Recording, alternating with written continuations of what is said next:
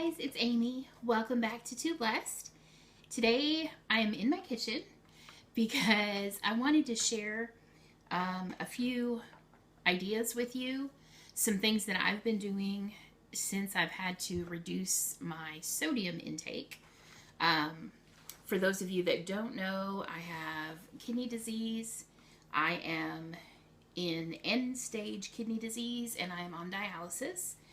So, on dialysis, it's really important to limit your sodium intake because sodium causes you to retain fluid, which people with kidney disease do already. And sodium also can affect your blood pressure. It can make your blood pressure be much higher. So, it's really important to control that. And when you start researching and looking into sodium content in our food, it's pretty extremely high. For example, if I wanted to go eat out at a restaurant today, I would have very limited options because most restaurant meals are going to contain more sodium than I am actually allowed for an entire day. So the sodium in our food is kind of crazy.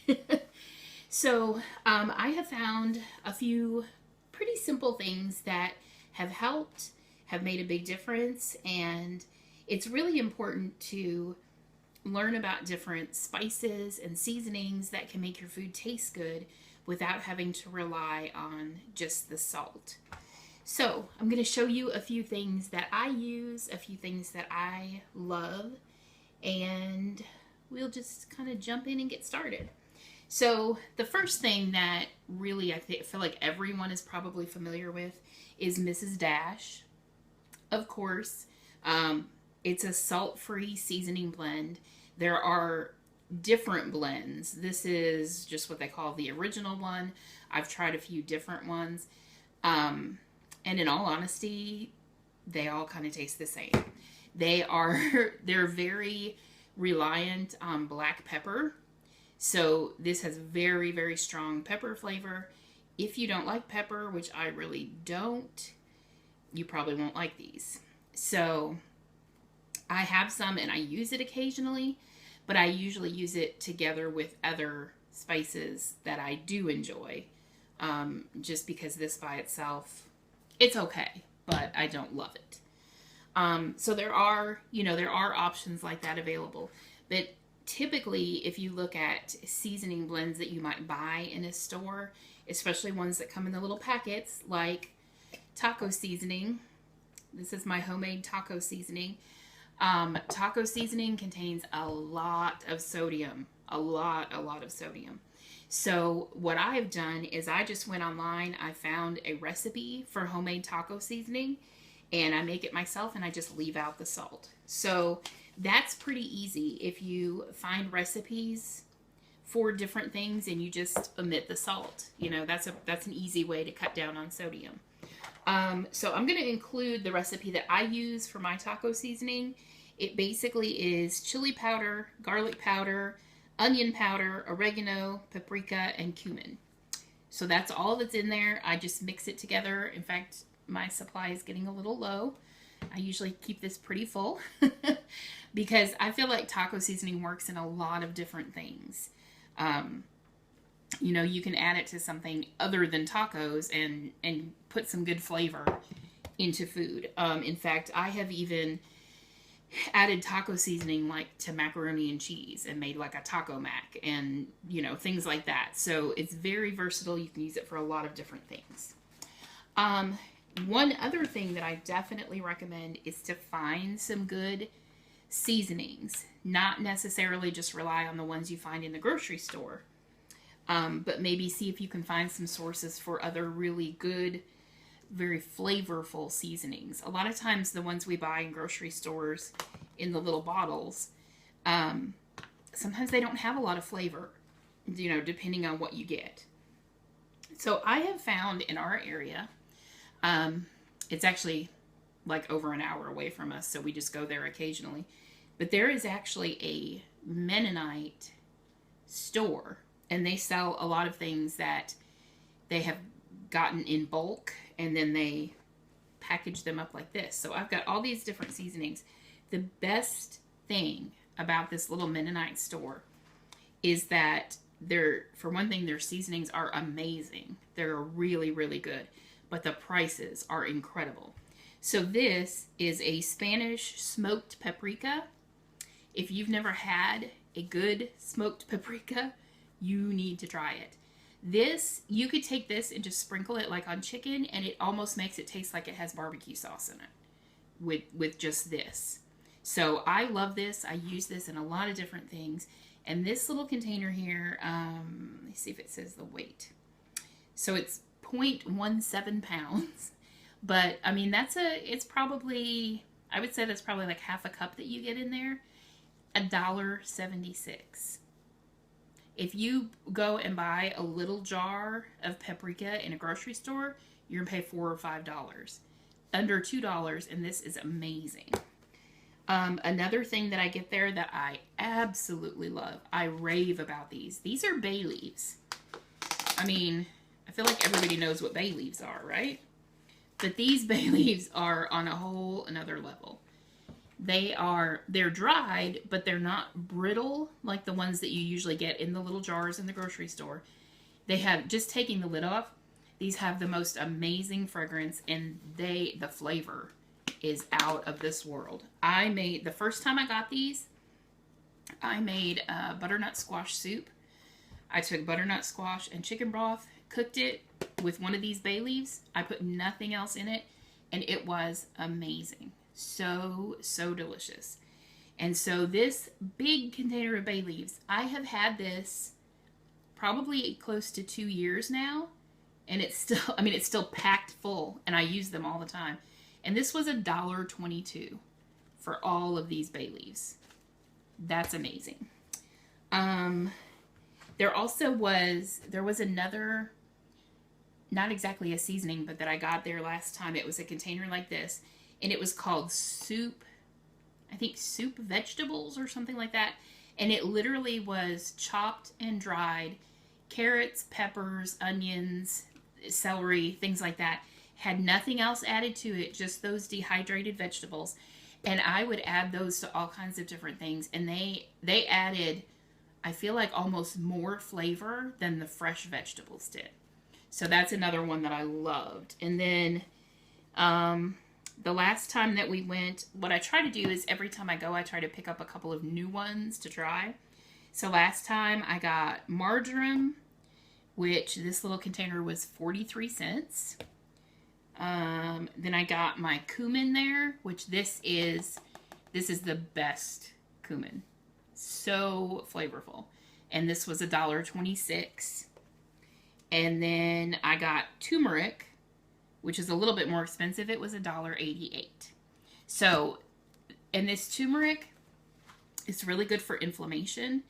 And I add it to, I sometimes make chicken salad, and I'll just take chicken and mayonnaise, and then I will add different seasonings to it at different times. Sometimes I use curry powder, and a few times I've used this turmeric. It's really good in that. So, and then also I found there's a store local to us that is actually like a farm supply store. It's called Rural King. I had actually filmed a shop with me there last year before Christmas just to show some of their Christmas decor. But they actually carry this line of seasonings called Spice Time. These are, most of them are about 99 cents a piece, and they are great quality. I have not tried one of these that was bad. So, you know, you don't always have to get more expensive to get good quality. So I love these. My whole spice cabinet is full of these, and then these little containers.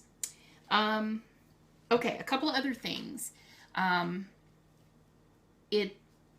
What I recommend is, like, if you're trying to cut down your sodium, first look at the things in your diet that are really, really high in sodium and try to cut those items down.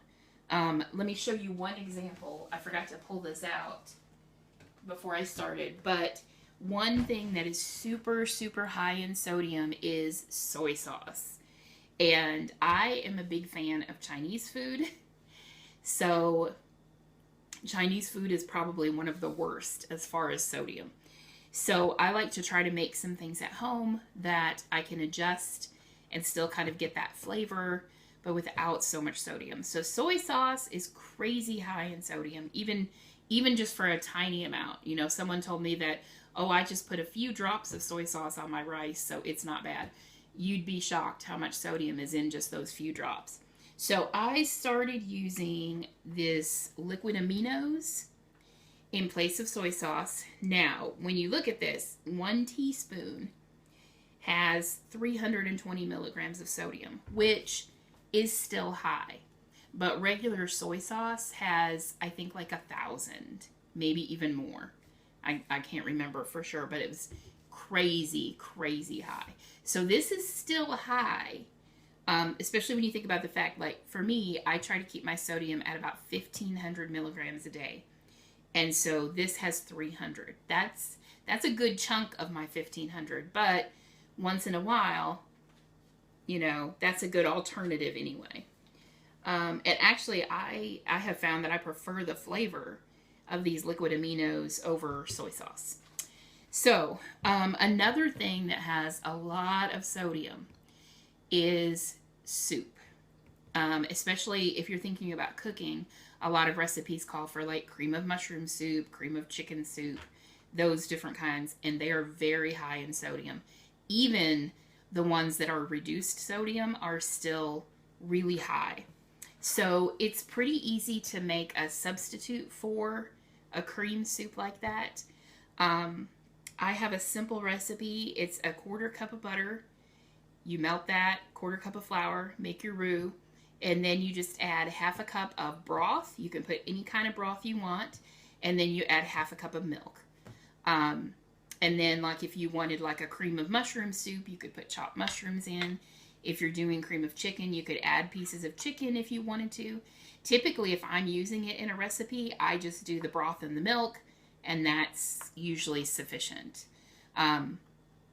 I have made that and done like the cream of mushroom version and put the mushroom pieces in it, and it's so good. You can sit and eat the soup, you know, obviously. So, but when you do it that way with the 1/2 cup of broth, 1/2 cup of milk, it gives you an amount that's equivalent to a can of like cream of mushroom soup.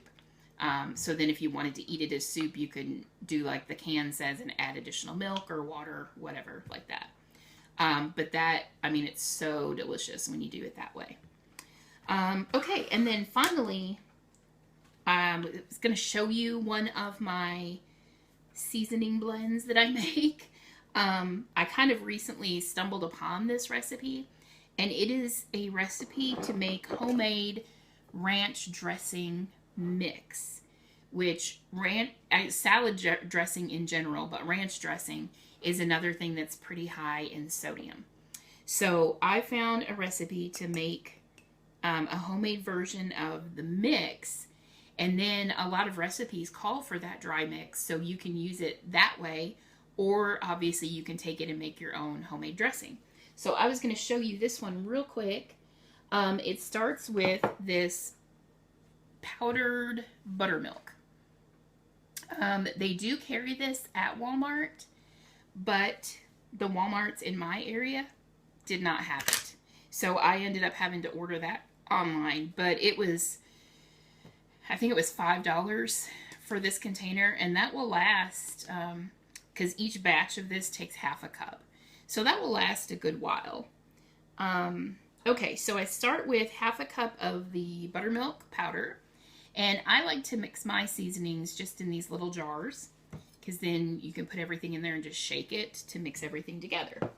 So then what we're going to add to the buttermilk is we're going to add 2 tablespoons of parsley. And the problem with getting all your spices the same is you can't tell them apart anymore. Okay, and my tablespoon doesn't fit in there, so we're going to do 2 tablespoons of parsley flakes. I'm almost out of parsley. Then we need a teaspoon of dill. there's my dill.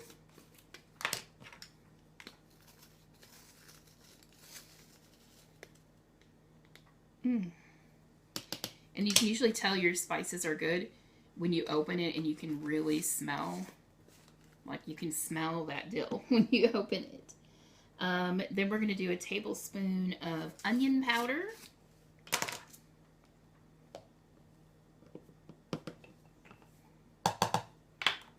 And next is 1.5 teaspoons of garlic powder.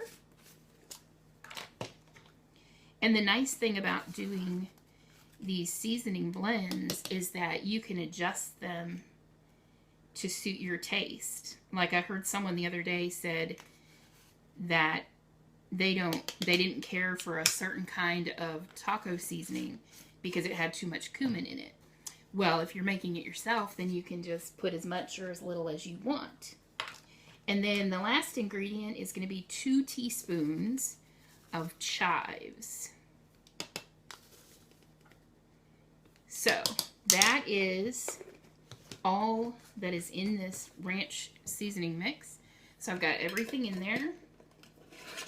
And then I'm just going to put my lid on, and I'll probably end up having to stir this a little bit because that buttermilk powder is a little bit hard to combine sometimes. But for most of my mixes, I just put it in there and shake it up. So now I have this ranch dressing mix. So if you're going to use this in a recipe in place of like a package of ranch seasoning, it says that you use 2 tablespoons of this mix to replace 1 envelope. And then if you want to make dressing, it says you take 3 tablespoons of the powder, mix it with 1/2 cup of mayonnaise, 1/2 cup of sour cream, and 3/4 cup of milk. Now I've heard most people that I've seen make ranch dressing from the powder, they usually just use mayonnaise and milk. So I have not actually made a batch of the dressing yet, so I'm going to be experimenting with that and see which way works better. I feel like adding the sour cream might be too much. I'm not sure. So I think those are all the ideas I wanted to share with you. I'm hoping that maybe here in the near future I might be able to share some cooking videos and maybe some recipe ideas using some of these items. So if you're new here, I would love to have you subscribe to my channel. And thanks for watching this video, guys, and I will see you in the next one.